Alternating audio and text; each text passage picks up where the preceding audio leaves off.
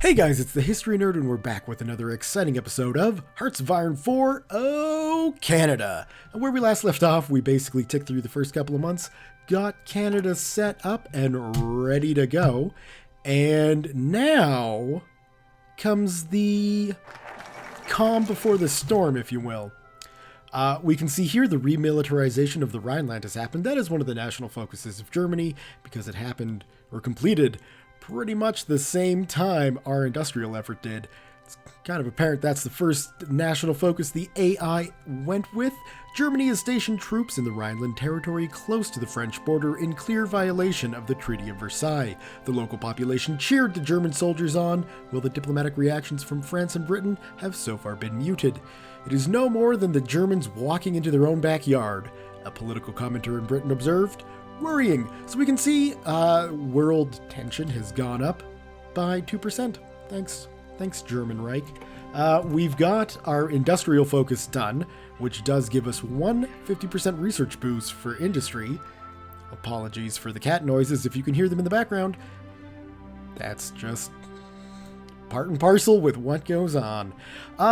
We can take a look and decide if we want to go between naval effort or the armament effort.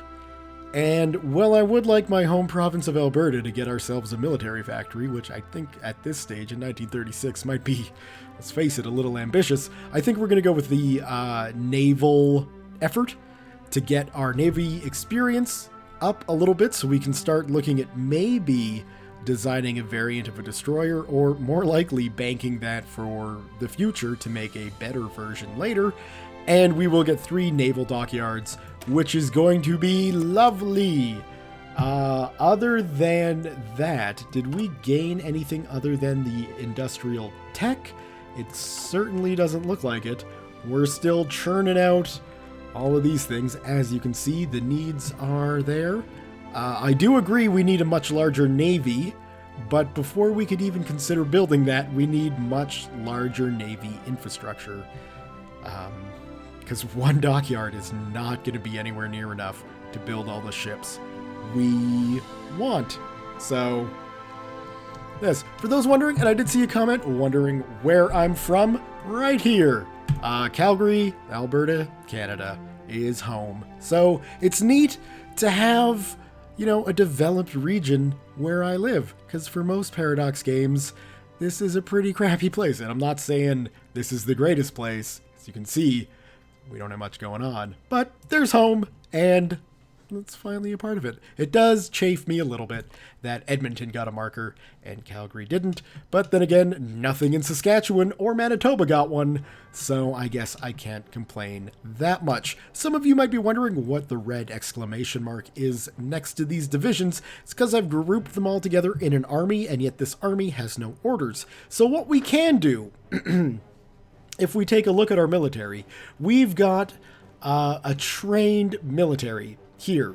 So that's an experience level of 2, and you can gain experience levels either by 1, having your units fully trained. So when you train a unit, you can queue them up, and then as soon as they get their equipment, you can deploy them. They're going to be horribly green, and I would not recommend doing that. Wonder if I should be turning down in-game music just a little bit. Let me see here. We can just maybe pull the master volume down a tad bit. Where was I? Right, so you can deploy fresh green troops all the way up to, I believe, trained, possibly a level higher than that. And then what you can do is exercise them to gain up to, what is it? Up to another level, and then the last 2 levels you gain experience through fighting, obviously. And, an experienced unit is going to get, once it gets up into levels 4 and 5 with combat bonuses, it will get modifiers in combat, as you can see. So it's a pretty good thing to do. I don't necessarily want to train up, say, my cavalry, and I'm thinking about nuking that sooner than later.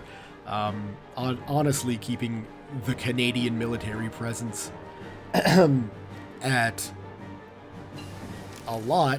What a horrible sentence. You'll have to forgive me. It was kind of a long day at work. Keeping the Canadian military trained up and large enough where it's 13 divisions isn't large enough for anything. I mean, it doesn't really matter. We could nuke our entire military if we wanted to.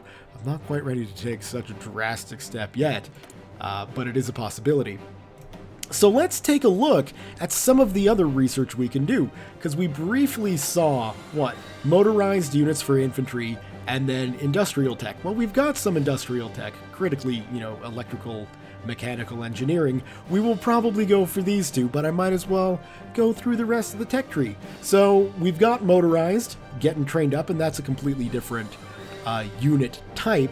And then we've got also our special forces of Marines, yes, mountains, and paratroopers. We might go with paratroopers, but the other two is not really that necessary. I don't see us pulling off a lot of naval landings. We've also got infantry support equipment, and we'll probably want to research that sooner than later.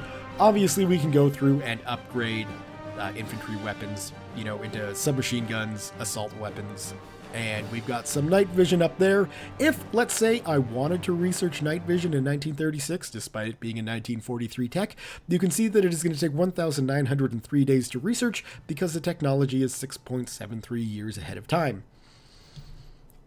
The further ahead in time you are, obviously, the more cumbersome that research negative thing will be. We can also see, sorry for the bad sentences, we can also see here the 50%. So research time here will be reduced by 50%, either on synthetic oil or on construction. Once this is done, it should also apply over here.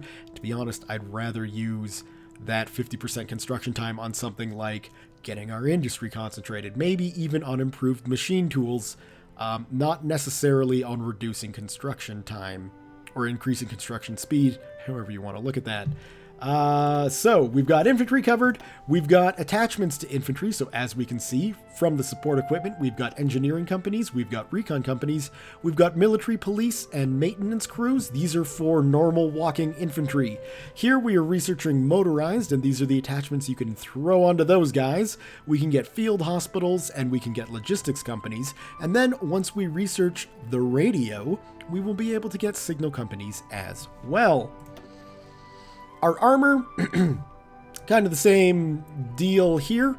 We've got our heavy and our light tanks. We'll probably go down the light path and go into medium just because medium makes sense in my head. We can also go and take a look, and if we wanted to, we could research different types of light tanks. So this is just your average everyday light tank. We could research light tank destroyers, we could research light tank self-propelled artillery, and we could research light tank anti-air as well. Perhaps not something we'll look at with Canada, but with a larger nation where you're going to have larger forces, splitting up into, having tank destroyers and artillery with your tanks might not be a bad idea. We've got our artillery here, which is, obviously what artillery is, big guns, which lead into research into anti-air artillery that you can attach and anti-tank. All of these are attachments to your units. We've got our land doctrines. As you can see, we've already gone down the Grand Battle Plan Doctrine. I have a feeling that's because we're a Commonwealth nation, so we're taking our trench warfare that we learned from 1914 to 1918 and expanding upon those ideas. Let's take a look at our Navy, because this is kind of where my research focus is going to go. And taking a look at it, we've got basically the Royal Navy stuff going on here. I'm not sure if the Quebec and Ontario classes are Royal Navy or if these are... Oh, Quebec class or Churchill class? Southampton or Admiral. Okay, so, yeah. Oh, no, wait, that's the prerequisite. Never mind. But I do believe that these two might be unique to Canada, perhaps the Algonquin as well, but I could be entirely wrong on that. It could just be a fancy name. Regardless, taking a look at all these ships, we've got destroyers, light cruisers, heavy cruisers, battleships, carriers, submarines, and transports. We're probably going to be focusing on Ottawa Is that supposed to be Ottawa? Maybe it is Ottawa. I'm not sure. Regardless, we're going to be going for destroyers and light cruisers for now. We may touch on carriers, but that's kind of out of scope. And we could, of course, go with submarines, but I'm thinking surface fleet, because we are, after all, a Commonwealth nation. We've got a long-standing British tradition in Canada of doing our best to pretend we're Britain. So, you know, that's the route we'll take with them. We've got our naval doctrine, obviously, again, being influenced from our Commonwealth past. We've got the fleet in being, and so we'll probably look to doing convoy sailings and perhaps floating fortresses, but I mean, you know, it's basically going to be the convoys that we focus in on. We've got our aircraft here, and I'm sad to see that these are just fighters and not actual real fighters. And I'm very sad to see that the Avro Arrow is not a jet fighter. Regardless, we've got our fighters and our bombers over here, and then from the fighter line, we've got close air support, we've got fighters themselves, and we've got naval bombers. And from the tactical bomber line, we've got heavy fighters, tactical bombers, and strategic bombers. Like I said before, I'm thinking close air support and strategic bombers is going to be our Air Force focus, and here are our air doctrines. We're wide open to choose, because air warfare is new, so that's nice. We can kind of tailor our air doctrine research towards bombing, and hopefully that will be effective for us. Regardless, we need a new research, and I think we're going to go with the Ottawa class. The Ottawa class was the Canadian designation for British G, H, and I class destroyers, ordered as part of the 1933 and 34 naval construction programs. So because they're Canadian, I'm pretty sure that's supposed to be Ottawa. So hopefully that gets fixed in the release version. What else? Not much. So basically, for those of you unfamiliar with the way I do things like Paradox games on my channel, what I'm going to do is just cut out all the waiting. And with Canada, there is going to be a lot of waiting up until the war. So hopefully... Ooh. I say that and we actually have things to do. So we've got 2 naval dockyards now. And we will be getting more with this naval effort. I think we're going to wait with the naval effort before we swap over into destroyer production. So for now, oh, and I guess we're researching a new destroyer. Maybe we'll totally hold off on that. Anyway, regardless, we're going to devote our naval shipping or our naval industry towards building up more convoys, keeping those guys rolling, and I suppose, perhaps, another military factory, let's say in southern Ontario here, might not be a bad idea as well. So, yeah, what I'm going to do is stop the recording, and I will see you guys when I've got something exciting to share. See you in a bit. Alright, so our national focus is done for the naval effort. We can see we've got 2 free dockyards there. Oh, 3 free dockyards there. We're going to be running out of steel on those convoys. I'm not going to start any destroyer production until we can get the Ottawa class up. So, until then, I think we'll take a look. Let's see what's this going to give us. Convoy interdiction, unrestricted submarine warfare, wolf packs, advanced submarine warfare, combined operations rating. That doesn't really help us. But I don't really feel like a large navy is a good idea either. These 2 are mutually exclusive, as you can see, but either one will let us go into submarine and destroyer efforts or cruiser and capital ship efforts. Regardless, I think we're going to want to, well, we'll see if we can get any sort of boost. Ottawa, Ontario, Vancouver, those are all just infrastructure and buildings, so no more dockyards. That does suck. Either of these? No dockyards? Just research, huh?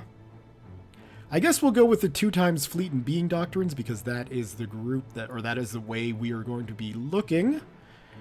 And yeah, we might as well do that, because we're going to need to get our navy started quicker than anything else, really. So steel, yeah, we'll trade England. They could probably use our assistance. Did that not go through? All right. America. There we go. Lovely. And we should be coming up pretty quick here to getting our political power changed, and we've got machine tools, so let's go take a look at those instead. And as you can see, we've got our 50% research reduction on all these, which is nice. So if we wanted to go for improved machine tools right now, we could.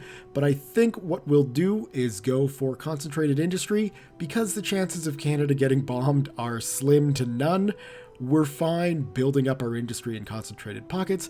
If, let's say, you were in England or Germany, you might want to look at the dispersed industry, which won't give you much in the same as factory output. But what it will do is reduce the bomber vulnerability and increase the max factories in a state. By the same amount. Well, we'll just get the output bonus because 20 is better than 10. We're slowly researching away. That's going to take some time, which is fine. And in fact, we'll kick up speed just a little bit more.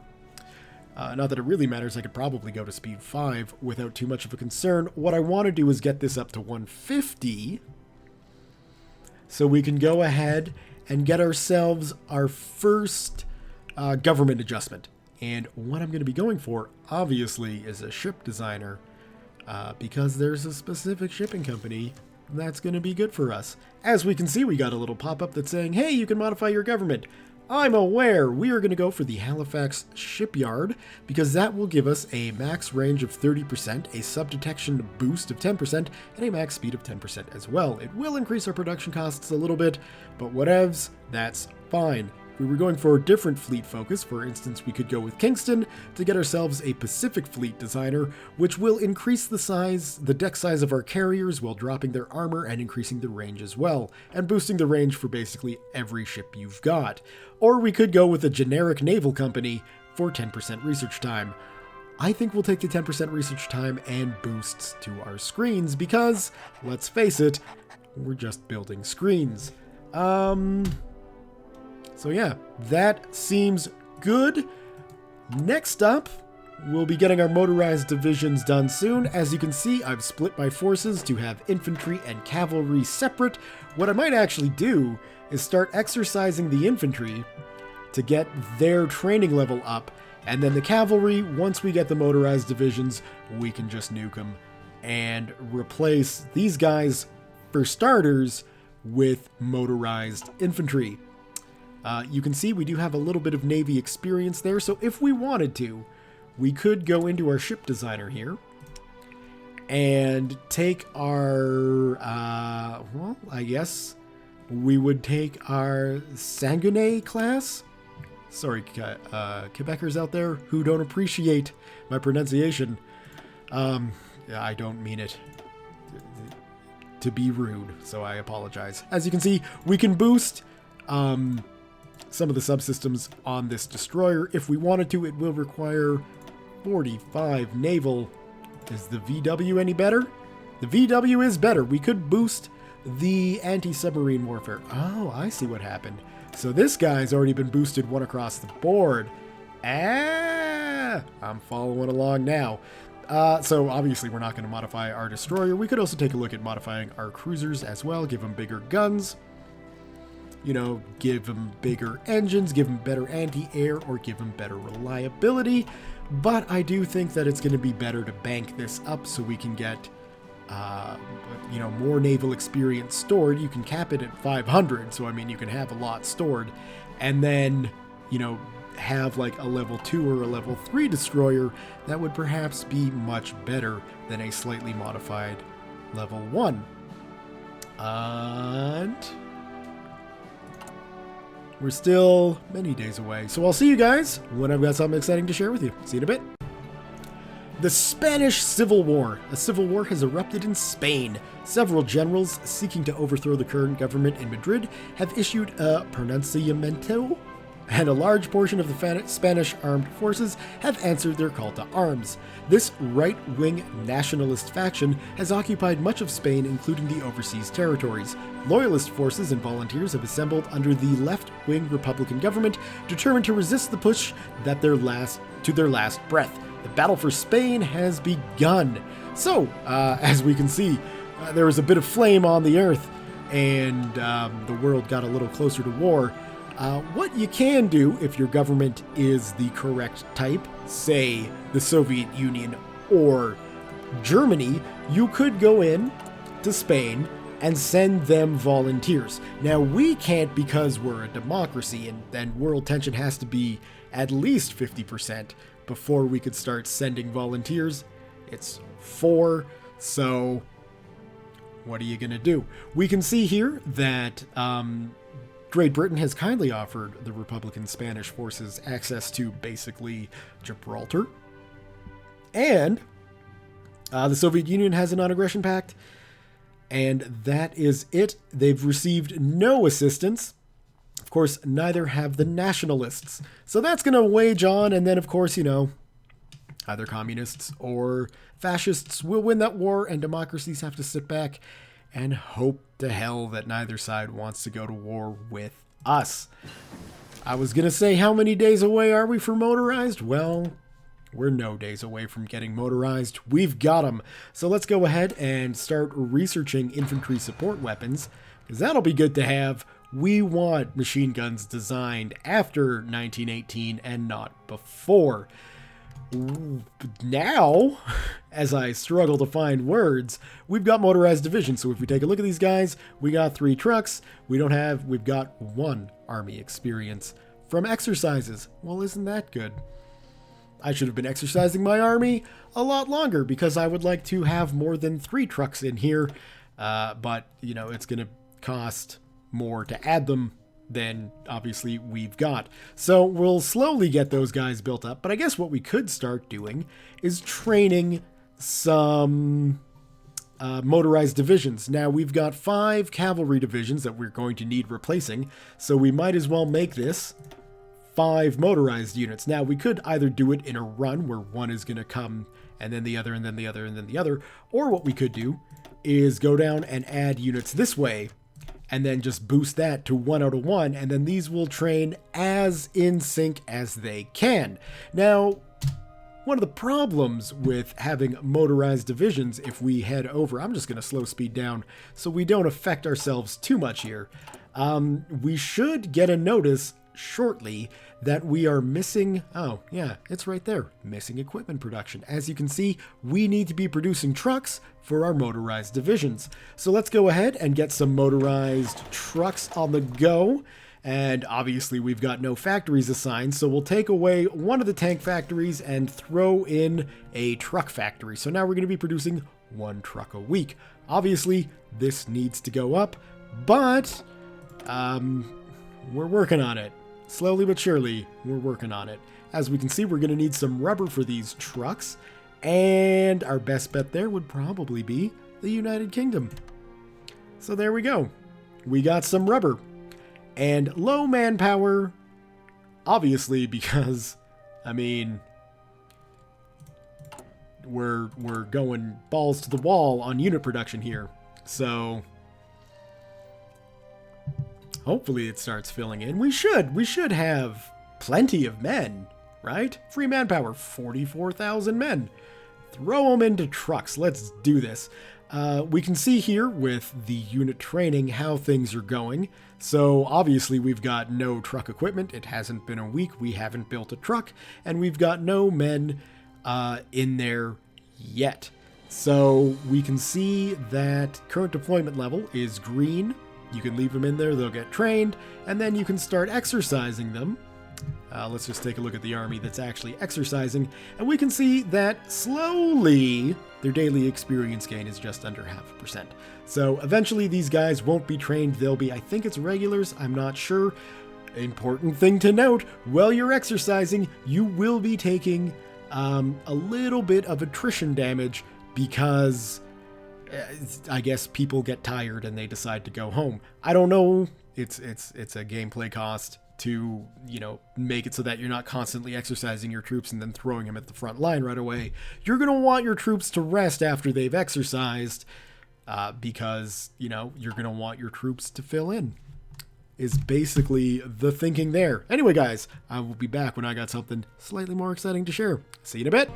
All right, so we've got our naval effort national focus done, and the next route we're going to go down is going to be the cruiser route. As you can see, reduces ahead of time penalty by 100% or gives a 50% research bonus if not ahead of time. valid for the next one research of these technologies, the Quebec, Ontario, Admiral, and Churchill designs. So let's go ahead and start that. That should give us, if I'm correct in my thinking, a Quebec class cruiser research. I mean, obviously we'll have to go through the Southampton first, but we'll be able to get into that nice and quick. If we wanted to go for the heavy cruisers, we could, but I think light cruisers make more sense for Canada. Not necessarily every navy. Slowly ticking away on production. We can see our training is... We got 2 trucks. And we got some people. So that's good. Well, we got 1% training done on that guy. All across the board. Well, mainly across... The first 2 units have done a little bit of training. What else is going on? We got some research coming through. Concentrated industries coming up soon. And then we should probably look at, when we can, getting some more factories going. I really do want to get on naval production, and I'd like to have at least 10 naval dockyards going. I think that should be good, because then we could have a good split between destroyers and cruisers. But, I mean, you know, our naval factories, these are going to be relatively difficult to place in, I guess. We'll obviously throw one down in St. Lawrence Seaway next. Quebec can get some ship production, and then I think we'll probably have to do stuff in Vancouver as well, which is kind of interesting, because I can have shipyards in Vancouver and then deploy all my fleets into Halifax, and there's not going to be a problem with that, so that's kind of neat. We're almost trained up. And we can see our organization is almost at nothing, and our fighting strength is at 60%. So you don't want to exercise your men before sending them to war. The games of the 11th Olympiad. The 11th Olympic Games were recently held in Berlin, Germany. Attended by athletes from 49 different nations across the world, the 36 Summer Olympics are the first in history to have enjoyed limited live television coverage. The Games were a significant propaganda victory for the German regime, which spent lavishly on the event. German athletes saw the most success, winning 33 gold medals, while the Americans came in second with 24. 4 of these were won by Jesse Owens, the single most successful athlete of the Games. And they're done. So that was fun. We got some research to do. And I don't necessarily think we need to dump it into production industry yet, even though I just said I know we need to boost production. But I would like to get the radio research, because what's life without radio? I'll let you guys mull that over, and I'll be back with something more exciting. See you in a bit. Alright, so we got the Ottawa class destroyer research, which is great news. And next up, we're going to be going for our close air support 1. So let's get researching Canadian dive bombers. That sounds like a great idea. And let's check in on our forces. So we can see here, well, we could have if I was paying attention. We'll stop the exercising. Well done, chaps. We can see here that these guys are now regulars. That gives them a 25% modifier in combat. So why would you exercise your troops? Because it does actually do something. Also want to check in on the Spanish Civil War and see how things are going. The nationalists have almost secured all of northern Spain except for one little section up here, and we can see all the battles going on along the border. We've got intel on none of them, but we can see these guys here because obviously they're right next to Gibraltar. And Britain likes us enough to let us know what's going on in Gibraltar. It's great fun. Well, we're here. We might as well start on production of the Ottawa class. Now let's see if we could give them a boost to anti-submarine warfare right off the bat. As you can see, our sub detection goes up and our depth charges go up a little bit, the damage that they cause, and our torpedo attack drops by nothing. So that's not a bad idea. Now the question is, do you want to do that now, or do you want to do that on a more advanced ship class? And if we take a look at our destroyers, in fact, if we take a look at any ships we research in the 1936 tech tree, it's probably best to start building these guys up a little bit if you can, because it's going to be a long time before you can get new ships researched and then built and then out into the sea. You're going to want something right away. So we're going to halt production on these convoys. It's been great so far, but we don't need to worry about it. And we will get an Ottawa. Can I rename this? Ottawa class Mark 1. Save it. Beautiful. We're going to start producing those. And as you can see, not only do we need some more steel, but it's going to take, like, these, it's going to take a long time to build up a decent fleet of these. So, let's see. We're going to go to the States and get ourselves some steel. Let's boost that up, I guess. There we go. And we're starting to build destroyers. It's great news. I've got this set on infinity because, well, building destroyers, we're going to need a lot of them. We will need manpower, obviously, to work those guys through, and our manpower is sitting not so hot. So if we take a look at Canada here, you can see we are a volunteer-only army. Let's get rid of that, and actually, let's see. That's just going to give us a little bit of army experience. It probably wouldn't be a bad idea. Although, well, we definitely don't. Oh, I definitely did screw that up, didn't I? Oh no, those aren't mutually exclusive. Good, I do want the destroyer focus. But we don't need to really worry about that at the moment. We're many years away from researching a new destroyer. I think what we should probably, that's just free political power. I think we'll do that. Because what I want to do is change our recruitment. So I think we can swap it over to limited conscription, which should get us some more men to put into trucks and shit. So that'll be good. We can get them on destroyers as well. We're not just going to limit them to trucks. But, you know, obviously that's going to take some time to get built up. And what else do we want to do? I don't think we can do much with currently built ships. So that's a thing. What I will do, though, is tell these guys to deploy to Nova Scotia, because I think that's going to be the best spot for them. We can see our factories are slowly, the factory we set up to run motorized units, it's slowly coming up in efficiency, because obviously, you know, you got to start tooling it up and then start producing and all that other stuff. As you can see, I mean, we've got 2 factories churning out 14.3 rifles a day. That's definitely gone up since January of this year. So that's a good thing. Got our research ticking along nicely. So close. So close to getting our political power high enough. Let's kick it up to speed 4 so we get there sooner. Oh my! We have a free military factory. Well, let's throw that on trucks, because we need those too. And that should be pretty good. So I'm guessing our civilian constructions are going for some more dockyards, which is good. I want to switch that over to limited conscription, please. And that should alleviate some of our manpower problem. Hopefully. And is there anything else? Any research that's coming due soon? Not really. Then I think we'll get it on November 1st. There we go. I think this is going to be a good spot to leave the video for today. So, thumbs up if you have enjoyed today's episode. Leave your comments, questions, concerns, thoughts, jokes, musings, what have you below. Thank you all very much for watching, and we'll see you guys next time.